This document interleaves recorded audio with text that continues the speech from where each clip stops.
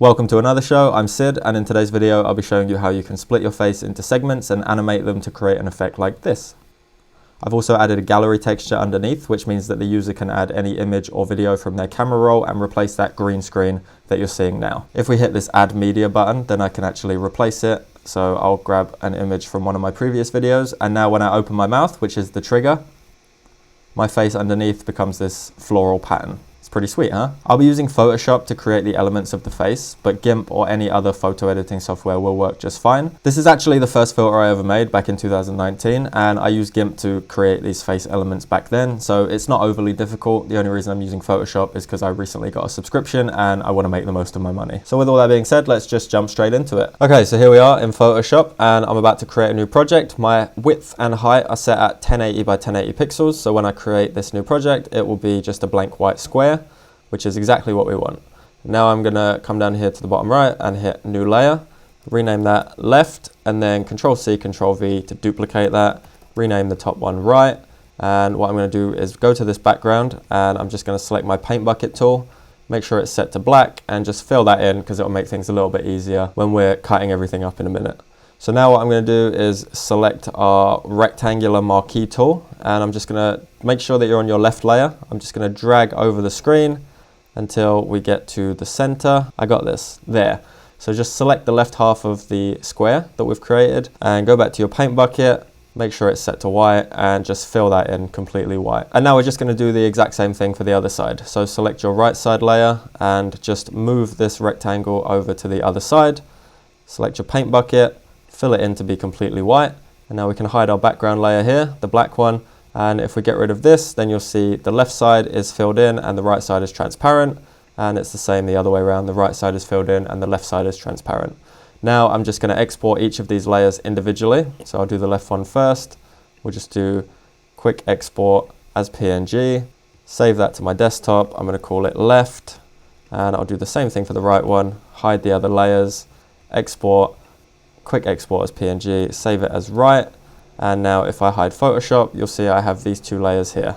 If I open them up, it's exactly the same situation. We have our left and our right with the opposite side completely transparent. Now let's create a new project in Spark and import these assets. Okay, so we're set up now in a new project. I've dragged in my left and my right textures. You can see them here in the preview windows down in the bottom right. Now we're going to start adding objects to our scene. So I'm going to right click in here. I'm going to add a face tracker because we'll be face tracking a mesh. And then I'm going to right click that and I'm going to add the mesh in. And now I'm going to duplicate that so that we have 3 of them. And I'm going to rename one of them gallery texture, this one on top. I'm going to rename one of them left, and I'm going to rename one right. And now we need to add materials for each one. So we'll do the same thing here, gallery texture matte, left matte, right matte. And now I'm going to control select all of them and change the shader type from standard to flat. Next, we're going to head up here to the face tracker, and we're going to hit this button here to extract the texture of our face. So that will appear down here. And now I'm going to hit add asset, and I'm going to select the gallery texture from this drop down menu. You can see the add media button now. So once we implement that inside the patch editor, it will add functionality and the user will be able to add any image or video from their camera roll. Now I'm going to select our left and right material textures, and I'm going to add the face tracker texture here under the shader properties, which will replicate the face on top, project that layer onto our 2 materials here. Now I'm going to select just one, the left first, and I'm going to check this alpha box, and then I'm going to add our left texture that we created in Photoshop, and I'm going to do the same thing for our right one here. So check this alpha box and add the right material texture that we've added in here. You can see the split in this preview window, but it's not quite as obvious here. Now you'll notice a bunch of clipping around the eyes and the mouth where there's a few layers sitting on top of each other. So what I'm going to do is select our 3 meshes, and I'm just going to uncheck this for the eyes and the mouth so it's no longer tracking those. And you'll see things looking a little bit cleaner. One other thing I'm going to do is just select the gallery texture on its own, and I'm going to scale it down because it's sitting underneath. It doesn't need to be full size. So what I'm going to do is, just to prevent clipping around the edges, I'm going to change the X and the Y values to be 0.9, and I'm going to select our left and right meshes, and I'm just going to move those forwards in the position section here. I'm just going to move those forwards to 0.01. And now everything is kind of fit together well. It's not overlapping, there's no clipping, and we can work from that. Now I'm going to take the face tracker and just drag that here into the patch editor. It creates the face finder, face select, and face tracker setup. what I'm going to do is delete the actual face tracker itself, and I'm going to drag out from the face and connect a mouth open patch, because that's the trigger I'll be using to animate the segments from the face and how they move apart from one another. So now I'm going to select the gallery texture here. I'm going to create a visibility patch for it, and I'm just going to connect that to the open state here.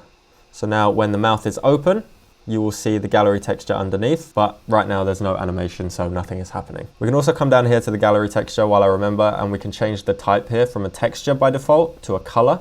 So this is the holding texture before anything else is added. And I like to use a green screen just because it's familiar, people know and kind of intuitively understand what it's for. But you can change this to be anything you like. You can have an image as the default or a different color, but yeah. Or you can just have nothing and it will be the checkerboard pattern. But once you're satisfied with that, what we're going to do is drag from this openness here, and we're going to connect a transition, which again, always miles away from where it's supposed to be. And we're going to drag out and create a second one. So we have two transitions, both on vector 3. One is for the left and one is for the right. So now we're going to take our left and right meshes and create patches for the positions. So we have our right one down here and our left one here. Now we've already set the z-axis to be 0.01 so that it's slightly forwards and not clipping with the mesh underneath. So if we set that to be our default start position for the z-axis, so 0.01 and 0.01. You can leave the other two at 0. And what we're going to do is have them animate in a way where they kind of fold out, like doors opening. So to do that, I'm going to have the z-axis final position be 0.1, and I'm going to change this one to 0.1 as well. That will bring them both forwards, and now I just need to have them rotate. To do that, we need to adjust the end value on our x-axis. So we start at 0 here, and we're going to end at minus 0.05. And on this one, we're going to go positive, so we're going to end at 0.05. I'm also just going to change the end Y position to be 0 because we don't want it to go up or down at all. We just want it to rotate out on the x-axis and push a little bit forwards. So now if we get those connected up, then when the mouth opens, you'll be able to see the effect is taking shape. It's looking pretty cool. Once again though, we have some clipping here. So to fix that, what we want to do is select our left and right materials and go to this drop down menu here, advanced render options, and just uncheck these boxes for the depth test. So it just affects the way that it renders out. And now you'll see there's no longer any clipping. And now the final thing we want to do is select our gallery texture material. Under the shader properties, you just want to add the gallery texture here in this textures panel. And now you'll see the black and white checkerboard underneath.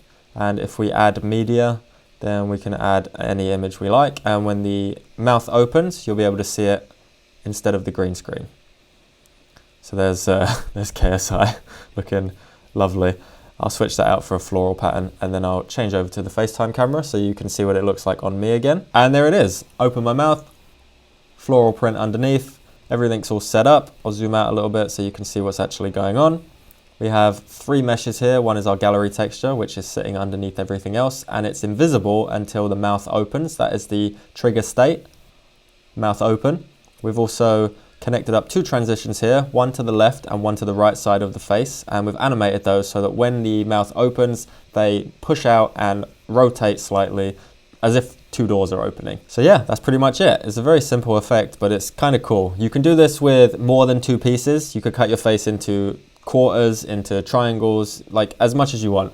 The more pieces you have, obviously the more animation you have to set up, so it will become a little bit more complex, but once you get the basics down, you can pretty much do whatever you like. You can have your face splitting into shards if you like and just flying around all over the place. You can trigger it using something other than the mouth open. But yeah, that's pretty much it for this video. If you enjoyed it, if you found it useful in any way, don't forget to leave a like, comment, subscribe, all that good stuff, and I'll catch you guys in the next one. Peace.